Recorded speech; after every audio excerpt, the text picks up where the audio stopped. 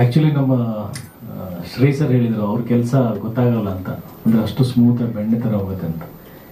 ಇನ್ನೊಬ್ರದ್ದು ಕೆಲಸ ಗೊತ್ತೇ ಆಗಲ್ಲ, ಅದು ನಮ್ಮ ಸಂಗಮೇಶ್ ವಾಲೆ ಅವ್ರದ್ದು. ಸಿನಿಮಾದಲ್ಲಿ ಎಲ್ಲೆಲ್ಲಿ ಸಿ ಜಿ ಇದೆ, ಎಲ್ಲೆಲ್ಲಿ ಸಿ ಜಿ ಇಲ್ಲ, ಅದರಿಂದ ಏನೇನೇನೆಲ್ಲ ಎಫೆಕ್ಟ್ಸ್ ಆಗಿದೆ, ಇನ್ಕ್ಲೂಡಿಂಗ್ ಕೋರ್ಟ್ ರೂಮಲ್ಲಿ ಕೂಡ, ಅದು ನನಗೆ ಮಾತ್ರ ಗೊತ್ತಿದೆ. ಪ್ರೇಕ್ಷಕರು ಅದನ್ನು ಕಂಡುಹಿಡಿಯೋಕ್ಕೆ ಸಾಧ್ಯನೇ ಇಲ್ಲ. ಎಷ್ಟೊಂದು ಕಡೆ ಬಜೆಟ್ ಏನಾಗಿದೆ ಅಂತ ನಾವು ಅದನ್ನ ನೋಡ್ತೀವಿ, ಲೆಕ್ಕ ಹಾಕ್ತಾ ಏನಾಗಿದೆ ಇದ್ರಲ್ಲಿ ಬಜೆಟ್ ಅಂತ.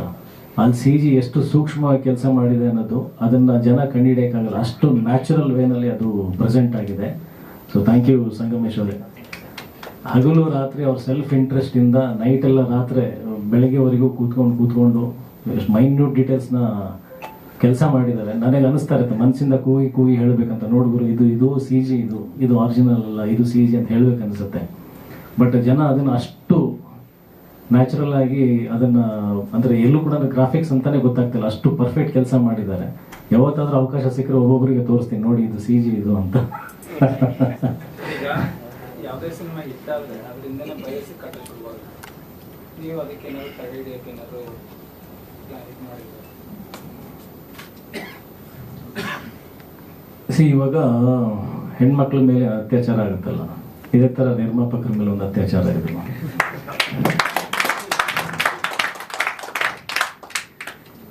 ನಾವು ಹೋರಾಟ ಮಾಡ್ತಿರೋದು ಓಕೆ, ಇಲ್ಲಿ ಹೆಣ್ಮಕ್ಳು ಒಂದು ಅತ್ಯಾಚಾರನ ವಿಚಾರ ಇಟ್ಕೊಂಡು, ಬಟ್ ಅದ್ರದ್ದು ರಿಸಲ್ಟ್ ಏನಾಗಬೇಕಾಗಿದೆ ಅಂತಂದ್ರೆ ಮನಸ್ಸುಗಳು ಸ್ವಚ್ಛ ಆಗಬೇಕಾಗಿದೆ. ಆ ಥರ ಕೃತ್ಯ ಮಾಡೋರು ಕ್ರಿಮಿನಲ್ಸ್ ಏನಿದಾರಲ್ಲ ಅವ್ರು ಸುಧಾರಣೆ ಆಗಬೇಕಾಗಿದೆ. ಇದಕ್ಕೆ ಎಲ್ಲ ಏನು ಪರಿಹಾರ ಅಂತಂದ್ರೆ, ನೇಷನ್ ಕ್ಲೀನ್ ಆಗಬೇಕು ಅಂದರೆ ಯೋಚನೆ ಮಾಡೋ ರೀತಿ, ಭಾವನೆ, ಆಮೇಲೆ ಎಂಪತಿ ಅಂತೀವಿ. ನೀವು ಏನು ಕಷ್ಟದಲ್ಲಿ ಹೋಗ್ತಾ ಇದ್ದೀರ ನಿಮ್ಮ ಜೀವನದಲ್ಲಿ, ನಾನು ಅದು ಅರ್ಥ ಮಾಡಿಕೊಂಡು ನಿಮಗೆ ಅನುಸರಿಸಿ ನಿಮ್ಮ ಜೊತೆ ನಾನು ಕಾಂಪ್ರಮೈಸ್ ಆಗಿರೋದು ಆ್ಯಕ್ಚುಲಿ ಹ್ಯೂಮ್ಯಾನಿಟಿ. ನಿಮ್ಮ ಒಳಗಡೆ ಏನು ನಡೀತಾ ಇದೆ, ನೀವು ಯಾಕೆ ಇಷ್ಟು ಭಾವುಕರಾಗ್ತಾ ಇದ್ದೀರ ಅಂತ ನಿಮ್ಮನ್ನು ತಿಳ್ಕೊಳ್ಳೋಂಥ ಸಾಮರ್ಥ್ಯನೇ ನನಗೆ ಇಲ್ಲ ಅಂತಂದರೆ ಅವನಿಗೆ ಮನುಷ್ಯತ್ವ ಇಲ್ಲ. ಸೊ ಇಲ್ಲಿ ಕೂಡ ನಾವು ಸಮಾಜದಲ್ಲಿ ಬರೀ ಹೆಣ್ಮಕ್ಳಾಗಿರ್ಬೋದು, ಒಂದು ಬಡತನ ಆಗಿರ್ಬೋದು, ಒಂದು ಜಾತಿ ವಿಚಾರದಲ್ಲಾಗಿರ್ಬೋದು, ಒಂದು ಅನ್ಎಂಪ್ಲಾಯ್ಮೆಂಟ್ ವಿಚಾರ ಆಗಿರ್ಬೋದು, ಸಾಕಷ್ಟು ಪ್ರಾಬ್ಲಮ್ಸ್ಗಳಿದ್ದಾವೆ. ಅದೆಲ್ಲದಕ್ಕೂ ಒಂದು ಒಳ್ಳೆ ಮನಸ್ಸುಗಳು ಸ್ಪಂದಿಸಿ ಎಲ್ಲರೂ ಹ್ಯೂಮನ್ಸ್ ಆಗಬೇಕಾಗಿದೆ. ಇವಾಗ ಪೈರಸಿ ಬರ್ತಾ ಇದೆ ಅಂತಂದ್ರೆ ಅವ್ರಿಗೆ ಕೂಡ ಈ ಸಿನಿಮಾ ಅನ್ವಯ ಆಗುತ್ತೆ. ಅವರವರೇ ತಿಳ್ಕೋಬೇಕು, ಒಬ್ಬ ನಿರ್ಮಾಪಕ ಕಷ್ಟಪಟ್ಟು ಸಿನಿಮಾ ಮಾಡಿರ್ತಾನೆ, ಅದು ಅವನ ಅಧಿಕಾರ ಅಲ್ಲ, ಅವನ ಹಕ್ಕಲ್ಲ, ಅದು ದರೋಡೆನೇ, ಅದು ಇಟ್ಸ್ ಡಕಾಯಿಟಿ. ಅದು ಅವನು ಹೆಂಗೆ ಸುಧಾರಿಸ್ಬೇಕು, ಅವನು ಕೂಡ ಟೆಲಿಗ್ರಾಮ್ನಲ್ಲಾದ್ರೂ ಅಟ್ಲೀಸ್ಟ್ ಸಿನಿಮಾ ನೋಡಿ ಅವ್ನು ತಿಳ್ಕೋಬೇಕು, ಪೈರಸಿನಲ್ಲಾದ್ರೂ ಅವ್ನು ನೋಡಿ ತಿಳ್ಕೋಬೇಕು, ನಾನು ಮಾಡ್ತಿರೋ ತಪ್ಪು ಡಿಲೀಟ್ ಮಾಡ್ಬಿಡ್ತೀನಿ ಅಂತ ಅಷ್ಟೇ. ಅದಕ್ಕೆ ಇನ್ನೇನು ಮಾಡೋಕ್ಕಾಗತ್ತೆ ಹೇಳಿ. ನಾನೊಂದು ಹೇಳ್ತೀನಿ ಕೇಳಿ. ಈ ಹ್ಯಾರಿ ಪಾಟರ್ ಸೀರೀಸ್ ಬರೋದಲ್ಲ, ಒಂದು ಕಾಲದಲ್ಲಿ ಎಲ್ಲ ಮಕ್ಕಳು ಅದನ್ನು ಓದೋರು. ನನ್ನ ಮಗಳೂ ಓದ್ತಾ ಇದ್ದದು. ಆಮೇಲೆ ಯಾವುದೋ ಒಂದು 5ನೇ ಬುಕ್ ಏನೋ ಅದರದ್ದು ನಾವು ನಾಗಶ್ರೀಗೆ ಹೋಗಿ ನಾವು 4th ಬ್ಲಾಕಲ್ಲಿ ಬುಕ್ ಮಾಡಿದ್ವಿ. ಒಂದು 2-3 ತಿಂಗಳ ಮುಂಚೆನೇ ಬುಕ್ ಮಾಡಬೇಕು, ನಮ್ಗೆ ಬೇಕು ಕಾಪಿ ಅಂತ. ಆಗ ನನ್ನ ಮಗಳನ್ನ ಕೇಳಿದೆ, ನಿನ್ನ ಫ್ರೆಂಡ್ಸ್ ಎಲ್ಲ ಅದು ಪೈರೇಟೆಡ್ ಬುಕ್ ರಿಲೀಸ್ ಆಗೋಕ್ಕೆ ಮುಂಚೆನೇ ಅದು ಪೈರೇಟೆಡ್ ಕಾಪಿ ಇತ್ತು ಎಲ್ಲರ ಹತ್ರ. ನಾನು ಹೇಳಿದೆ, ನೀನು ತಗೊಳ್ಳಲ್ಲ. ಅವಳು ನನ್ನ ಮಗಳು, ಆಗ 11 ವರ್ಷನೇ ಅವಳಿಗೆ. ಅವಳು ಹೇಳಿದ್ದವಳು, ಅದು ನಾನು ಹ್ಯಾರಿ ಪಾಟರ್ ಅಭಿಮಾನಿ, ನಾನು ಅವನು ಮಾಡದೇ ಇರೋ ಕೆಲಸನ ನಾನು ಮಾಡೋದಿಲ್ಲ ಅಂತ ಹೇಳೋದು. ಅದು ನಿಜ. ಅದು ಹೇಳ್ತೀನಿ, ಜನ ತಿದ್ಕೋಬೇಕು, ಸರಿ ಇಲ್ಲ ಅಂತ ಅನ್ಕೋಬೇಕು. ಅವರು ಜನರು ತಮ್ಮ ಮನಸ್ಸು ಮುಟ್ಕೊಂಡು ಪ್ಲೆಡ್ಜ್ ಮಾಡಬೇಕು, ತಮಗೆ ತಾವೇ ಪ್ರಮಾಣ ಮಾಡ್ಕೋಬೇಕು. ಯಾರೋ ಒಬ್ಬ ಪೈರಸಿ ಮಾಡ್ತಿರೋದು, ಅಥವಾ ಬೆರಳೆಣಿಕೆ ಜನ, ಒಂದು 10 ಜನ ಮಾಡ್ಬೋದು, ಒಂದು 100 ಜನ ಮಾಡ್ಬೋದು. ಸಿನಿಮಾ ನೋಡೋಂಥ ಕೋಟ್ಯಾಂತರ ಜನ ಇದ್ದಾರಲ್ಲ, ಅವರು ಪ್ಲೆಡ್ಜ್ ಮಾಡ್ಕೋಬೇಕು, ನಾವು ಪೈರಸಿ ನೋಡಲ್ಲ ಅಂತ. ಸರ್ ಹೇಳ್ದಂಗೆ ನಮ್ಮ ಕೆಲಸಕ್ಕೆ ಅವರು ಶ್ಲಾಘನೀಯ ಅಂತ ಹೇಳಬೇಕು ಅಂತಂದರೆ, ಅದನ್ನು ಪ್ರಶಂಸೆ ಕೊಡಬೇಕು ಅಂತಂದರೆ ಎಲ್ಲಿ ನೋಡಬೇಕು ಅಲ್ಲೇ ನೋಡಲಿ. ಅವನು ಪೈರಸಿ ಮಾಡಿದವನು ಎಷ್ಟು ತಪ್ಪಿತಸ್ಥಾನೋ, ಆ ಪೈರೇಟೆಡ್ ಸಿನಿಮಾ ನೋಡೋನು ಅಷ್ಟೇ ದೊಡ್ಡ ತಪ್ಪಿತಸ್ಥ. ಅದು ಜನ ಪ್ಲೆಡ್ಜ್ ಮಾಡ್ಕೊಂಡು ಪ್ರಾಮಿಸ್ ಮಾಡ್ಬೇಕು, ನಾವು ಇದನ್ನು ನೋಡಲ್ಲ ಅಂತ. ಅಷ್ಟೇ ಅದಕ್ಕೆ ಪರಿಹಾರ ಇರೋದು. ಅದಕ್ಕೆ ಬೇರೆ ಏನು ನನಗೆ ದಾರಿ ಏನು ಕಾಣ್ತಾ ಇಲ್ಲ.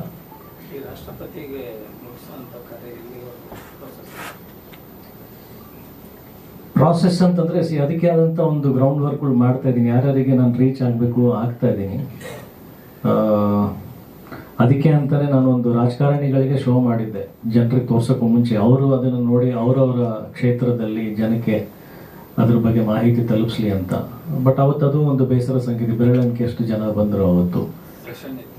ಅಲ್ಲ ಸೆಷನ್ ಇತ್ತು, ಅದೇ ನಾನು ಹೇಳ್ತಾ ಇರೋದು ಅವರಿಂದ ತಪ್ಪಂತಲ್ಲ, ನನ್ನ ಬೇಸರ ಸಂಗೀತ ಅಂತ ತಲುಪ್ಸಕ್ ಆಗ್ಲಿಲ್ಲ ಅವತ್ತು, ಅದು ರಾಂಗ್ ಡೇ ಇತ್ತು, ಇನ್ನೊಂದು ಯಾರನ್ನೂ ದೋಷಿಸ್ತಾ ಇಲ್ಲ, ನಾನು ಹೇಳ್ತಾ ಇರೋದು ಅವತ್ತಿನ ದಿನ ಬೇಸರ. ಬಟ್ ಮತ್ತೆ ಅದು ಆ ಪ್ರಯತ್ನಗಳು ಮಾಡ್ತಾ ಇದ್ದೀನಿ. ಅಂದ್ರೆ ಒಬ್ಬನಿಂದಾನೇ ಸಾಧ್ಯ ಇಲ್ಲ. ಆ ಒಂದು ಪೊಸಿಷನ್ಗೆ, ಪ್ರೆಸಿಡೆಂಟ್ಶಿಪ್ ಅನ್ನೋ ಪೊಸಿಷನ್ಗೆ ಈ ವಿಚಾರ ತಲುಪಬೇಕು ಅಂದ್ರೆ ಅದು ಬಹುಸಂಖ್ಯೆನಲ್ಲೇ ಆಗ್ಬೇಕು. ಅದನ್ನ ಹೋಗಿ ಅಲ್ಲಿ ಸ್ಕ್ರೀನ್ ಮಾಡಬೇಕು, ಅದಕ್ಕೆ ಏನ್ ವ್ಯವಸ್ಥೆ ಮಾಡಬೇಕು ಅಂತ ನಾವು ನೋಡ್ಬೇಕು. ಆಕ್ಚುಲಿ ಟ್ರೈ ಸ್ಕೂಲ್ ಮಕ್ಕಳ ಸರ್ಕಾರ ಎಸ್, ಅದೊಂದು ಪಾಯಿಂಟ್ ಕರೆಕ್ಟ್. ಎಲ್ಲ ಶಾಲೆ ಮಕ್ಕಳಿಗೆ, ಸರ್ಕಾರಿ ಶಾಲೆ ಮಕ್ಕಳಿಗೆ ಹಾ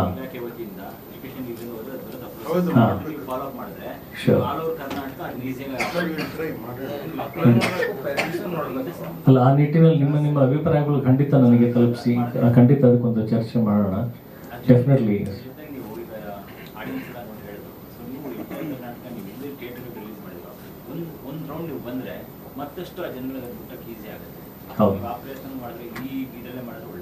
ಹೌದು ಹೌದು, ಖಂಡಿತ ಮಾಡೋಣ ಸರ್.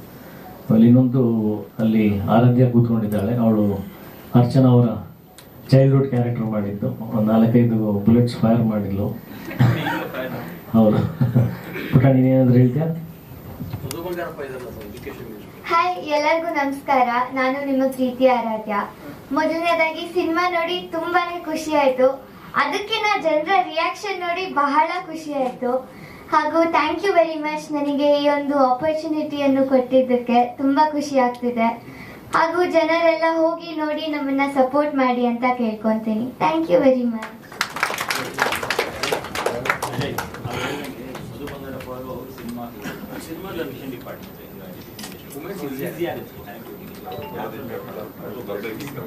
ಅವತ್ತಿನ ದಿನ ಅವರು ಬರಬೇಕಾಗಿತ್ತು, ಬಟ್ ಅವ್ರ ಗಮನಕ್ಕಿದೆ ಸಿನಿಮಾ, ಸೊ ಆದಷ್ಟು ಬೇಗ ಅವರು ನೋಡ್ತಾರೆ.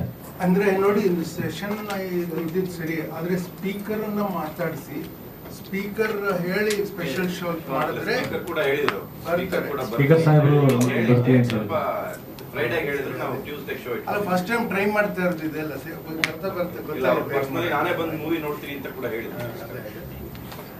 ಸುಜಿತ್ ಇಲ್ಲಿದ್ದಾರೆ, ನೆಗೆಟಿವ್ ಕ್ಯಾರೆಕ್ಟರ್ ಮಾಡಿದ್ರು, ಅವರು ವೇದಿಕೆ ಮೇಲೆ ಬರಬೇಕು. ಒಂದ್ಸಲ ಬಂದ್ಬಿಟ್ಟು ನೀವು ಚಪ್ಪಾಳೆಯನ್ನ ಇಟ್ಟಿಸ್ಕೊಳ್ಬೇಕು.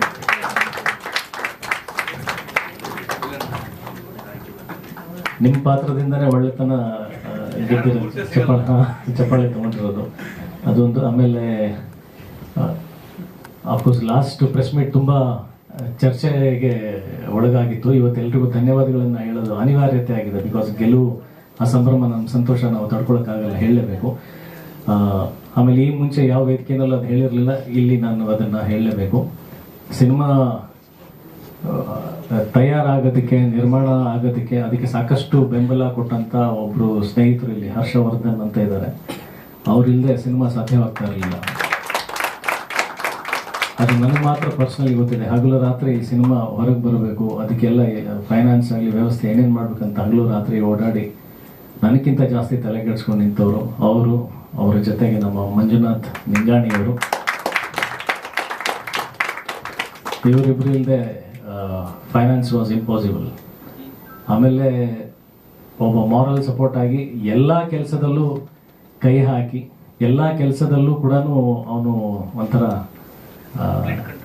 Complete controller. ಇಂಥ ಕೆಲಸ ಗೊತ್ತಿಲ್ಲ ಅಂತಿಲ್ಲ ಅವನಿಗೆ. ಎಡಿಟಿಂಗ್ ಆಗಿರ್ಬೋದು, ಎನಿ ಟೆಕ್ನಿಕಲ್ ಆಸ್ಪೆಕ್ಟ್, ಎಲ್ಲದರಲ್ಲೂ ಕೂಡ ಅವನಿಗೆ ಒಂದು ಸ್ವಲ್ಪ ನಾಲೆಜ್ ಇಟ್ಕೊಂಡು ಒಂದು ಸಪೋರ್ಟಿಗೆ ಬಂದು ತನ್ನ ಕಂಪ್ಲೀಟ್ ಜೀವನವನ್ನು ನನ್ನ ಜೊತೆ ಮುಡಿಪಾಗಿಟ್ಟಿರ್ತಕ್ಕಂಥ ಒಬ್ಬ ನನ್ನ ಫ್ರೆಂಡ್ ಪರಮೇಶ್ ಅಂದಿದ್ದಾರೆ. ಅವ್ರದ್ದು ನೆಕ್ಸ್ಟ್ ಕಮಲ 2 ಚೆಕ್ ಪೋಸ್ಟ್ ಪಾರ್ಟ್ 2 ರಿಲೀಸ್ ಆಗ್ತಾ ಇದೆ. ಗೆಳೆಯ, ನೀನು ಹೆಂಗೆ ಯುದ್ಧ ಕಂಡ ನಿಂತಿದ್ಯಾ, ನಾನು ನಿನ್ನ ಜೊತೆಗೆ ಅಸಿಸ್ಟೆಂಟಾಗಿ ಆ ಸಿನಿಮಾ ರಿಲೀಸ್ ಆಗೋವರೆಗೂ ವರ್ಕ್ ಮಾಡ್ತೀನಿ. ಆಮೇಲೆ ಆ್ಯಸ್ ಇಟ್ ಈಸ್ ಎಲ್ರಿಗೂ ಗೊತ್ತಿರ್ತಕ್ಕಂಥ ವಿಚಾರ, ಮೋಹನ್ ಅವರು ತುಂಬ ನನ್ನ ಇಂಡಸ್ಟ್ರಿ ಬಂದಾಗಿಂದ ನನ್ನ ಜೊತೆಗಿದ್ದಾರೆ. ಎಲ್ಲರೂ ತೆರೆಮರೆಯಲ್ಲಿ, ಅಂದರೆ ಯಾರಿಗೂ ಗೊತ್ತಿಲ್ಲದಂಗೆ ಶ್ಯಾಡೋಸಲ್ಲಿ ವರ್ಕ್ ಮಾಡೋವಂಥ ನನ್ನ ಫ್ರೆಂಡ್ಸ್ಗಳು. And very most important, lastly but not the least, the most important, ನಮ್ಮ rocking star Yash. Thank you Yash, thank you so much. Cinema ನೋಡಿದಂಥ ಮೊದಲನೇ ವ್ಯಕ್ತಿ, ಎಲ್ಲರೂ ಕೇಳಿದ್ರು ಸಿನಿಮಾ ಸಿನಿಮಾ ನೋಡಿದಂಥ ಮೊದಲನೇ ವ್ಯಕ್ತಿ. ಸಿನಿಮಾ ನೋಡಿ ಅವತ್ತಿಂದನೂ ಪ್ರತಿ ಹಂತದಲ್ಲೂ ಕಾಳಜಿ ವಹಿಸಿ ಏನಾಗ್ತಾ ಇಲ್ಲ, ಏನು ಬೇಕು. ಅವನಿಗೆ ಕೆಲವೊಂದ್ಸಲ ಡೈರೆಕ್ಟಾಗಿ ಹೆಂಗೆ ಕೇಳಬೇಕಂತ ಗೊತ್ತಾಗ್ತಾ ಇದ್ರು ನಮ್ಮ ಪಾನಿಪುರಿ ಕಿಟ್ಟಿ ಅವ್ರ ಮುಖಾಂತರ ಏನು ನಡೀತಾ ಇದೆ ಹೆಂಗಿದಾನೆ ಎಲ್ಲ ತಿಳ್ಕೊಂಡು ಸಿನಿಮಾ ರೆಡಿ ಆದಮೇಲೆ ಅವನಾಗೆ ಬಂದು ಡಿಸ್ಟ್ರಿಬ್ಯೂಷನ್ ಮಾಡಿಸ್ಕೊಟ್ಟಿದ್ದಕ್ಕೆ. And Venkat Narayan sir, KVN ಸಂಸ್ಥೆಯ ವೆಂಕಟ್ ನಾರಾಯಣ್ ಸರ್ ಕೂಡ ಫೋನ್ ಮಾಡಿ ಚಿನ್ನಮ್ಮ ನೀನು ಏನು ಎದುರ್ಕೋಬೇಡ, ನಾವೆಲ್ಲ ಜೊತೆಗಿದ್ದೀವಿ, ಜಸ್ಟ್ ಗೋ ಆ್ಯಡ್, ಒಳ್ಳೆ ಸಿನಿಮಾ ಮಾಡಿದ್ಯಾ, ಗೆಲ್ತೀಯ ಅಂತ ಎಲ್ಲರೂ ಸಪೋರ್ಟಿವ್ ಆಗಿ ನಿಂತಿದ್ದಕ್ಕೆ ಇವರೆಲ್ಲರಿಗೂ ನಾನು ಥ್ಯಾಂಕ್ಸ್ ಹೇಳಲೇಬೇಕು. ಅವರೆಲ್ಲರಿಂದನೂ ಯುದ್ಧಕಾಂಡ ಆಗಕ್ಕೆ ಸಾಧ್ಯ. ನನ್ನ ತಂಡ ಮತ್ತು ಜೊತೆಗೆ ಜೋಡಿಸಿರ್ತಕ್ಕಂಥ ಎಲ್ಲ ಶುಭ ಹಸ್ತಗಳು, ಇದರಿಂದ ಯುದ್ಧಕಾಂಡ ಸಾಧ್ಯ ಆಗಿತ್ತು. ಆ್ಯಂಡ್ ಮಗದೊಮ್ಮೆ ನನ್ನ ಕೊನೆಯ ಉಸಿರಿರೋವರೆಗೂ ಎಲ್ಲ ಮಾಧ್ಯಮ ಮಿತ್ರರಿಗೆ ನಿಷ್ಕಲ್ಮಶವಾಗಿ ನೀವೆಲ್ಲರೂ ಸಿನಿಮಾ ತುಂಬ ಜನರಿಗೆ ಸರಿಯಾದ ರೀತಿಯಲ್ಲಿ ತಲುಪಿಸೋದಕ್ಕೆ ನಂಗೆ ಸಹಕಾರ ಮಾಡಿಕೊಟ್ಟಿದ್ದಕ್ಕೆ. ಆ್ಯಂಡ್ ನಮ್ಮ ಸಿನಿಮಾ ಪ್ರಮೋಷನ್ಸ್ ಮಾಡಿಕೊಟ್ಟಿದ್ದು ಅದೇನಾಗುತ್ತೆ, ಜೊತೆಗೆ ಇರ್ತೀವಲ್ಲ ಕೆಲವೊಂದ್ಸಲ ಅದು ತಲೆ ಅಂದರೆ ಹೇಳಬೇಕು ಅನ್ನೋದು ಮನಸ್ಸಿಗೆ ನೆನಪಿಗೆ ಬರಲ್ಲ ಬೇಗ. ಕಿರಣ್ ಅವ್ರ action cut entertainments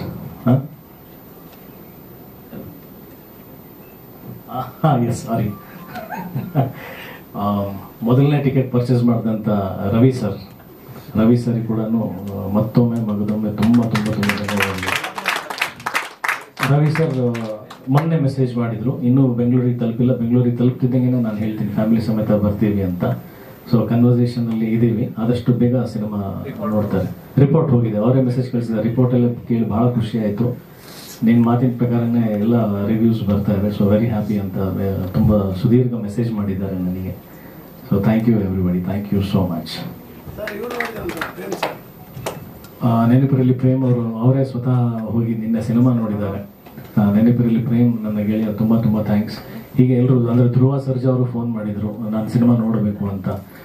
Rakshita madam phone ಮಾಡಿದ್ರು, ಪ್ರೇಮ್ ಸರ್ ಸ್ವಿಟ್ಜರ್ಲ್ಯಾಂಡಿಂದನೇ ಕೇಳ್ತಾ ಇದ್ದಾರೆ ಅಂತ, ಹೇಗೆ ಹೋಗ್ತಾ ಇದ್ದೀವಿ ತಗೊಂಡ ಏನಾಗಿದೆ ಎಲ್ಲ ಕೇಳ್ತಾ ಇದ್ರು ಕಣೋ ಅಂತ ರಕ್ಷಿತ್ ಅವ್ರು ಫೋನ್ ಮಾಡಿದ್ರು. ಅವರಾಗೆ ಪೋಸ್ಟ್ ಮಾಡಿದ್ರು ಬುಕ್ ಮೈ ಶೋ ಟ್ರೆಂಡಿಂಗಲ್ಲಿ ಇರೋದು. ಪ್ರೇಮ್ ಸರ್ ಕೇಳ್ತಾ ಇದ್ರು ಕಣೋ, ಅವ್ರು ಬರ್ತಿದ್ದಂಗೆ ನಾನು ಹೋಗಿ ಸಿನಿಮಾ ನೋಡ್ತೀವಿ ಅಂತ ಹೇಳಿದ್ರು. ಸೊ ಎಲ್ಲರೂ ಸ್ವಯಂ ಪ್ರೇರಿತಾಗಿ ಅಂದರೆ ತಮ್ಮ ಏನಂತಾರೆ ಒಂದು ಬೆಂಬಲವನ್ನು ಸೂಚಿಸ್ತಾ ಇದ್ದಾರೆ. ಇಂಡಸ್ಟ್ರಿನಲ್ಲಿ ಎಲ್ಲರೂ ಯುದ್ಧಕಾಂಡ ಪರವಾಗಿದ್ದಾರೆ. ಸೊ ಹಂತವಾಗಿ ಎಲ್ಲ ಇಂಡಸ್ಟ್ರಿನವ್ರು ಎಲ್ಲರೂ ನೋಡ್ತಾ ಇದ್ದಾರೆ. And very shortly celebrity show ಕೂಡ ಮಾಡಬೇಕಂತ ಇದ್ದೀನಿ ನಾನು. ಮೊನ್ನೆ ರಾಜ್ ಬಿ ಶೆಟ್ಟಿ ಅವರು ಮಾತಾಡಿದ್ರು, ಆಮೇಲೆ ನನ್ನ ಫ್ರೆಂಡ್ಸಿಗೆ ಎಲ್ಲೋ ಇವರು ರಿಷಬ್ ಅವರು ಕೇಳ್ತಾ ಇದ್ರಂತೆ. ಸೊ ಎಲ್ಲರೂ ಬಂದು ಸಿನಿಮಾ ನೋಡ್ತೀವಿ ಅಂತ ಇದ್ದಾರೆ. ಸೊ ನಾನು ಸೆಲೆಬ್ರಿಟಿ ಶೋ ಅರೇಂಜ್ ಮಾಡೋಕ್ಕೂ ಮುಂಚೆ ಒಬ್ಬೊಬ್ಬರೇ ನೋಡ್ತಾ ಇದ್ದಾರೆ. ಬಟ್ ಆದಷ್ಟು ಬೇಗ ಎಲ್ಲರೂ ಒಗ್ಗೂಡಿಸಿ ಒಂದು ಶೋ ಮಾಡ್ತೀನಿ ನಾನು. ಇಡೀ entire cinema industry thanks. Om Prakash Rao ಅವರು ಡೈರೆಕ್ಟರ್, ಅವರು ಕೂಡ ತಮ್ಮದೇ ಆದಂಥ ಒಂದು ಸ್ವಯಂ ವಿಡಿಯೋ ಮಾಡಿ ಹಾಕಿದ್ರು. ಸಾಕಷ್ಟು ಜನ ಮಾತಾಡ್ತಿದ್ದಾರೆ ಇಂಡಸ್ಟ್ರಿಯಿಂದ. ಸೊ ಪ್ರತಿಯೊಬ್ಬರಿಗೂ ನನ್ನ ಥ್ಯಾಂಕ್ಸ್. ಅಂದರೆ ಒಂದು ಒಳ್ಳೆ ಸಿನಿಮಾ ಎಲ್ಲರೂ ಜೊತೆಗಿದ್ದಾರೆ ಅನ್ನೋದಕ್ಕೆ ಯುದ್ಧಕಾಂಡ ಸಾಕ್ಷಿ. Thank you so much.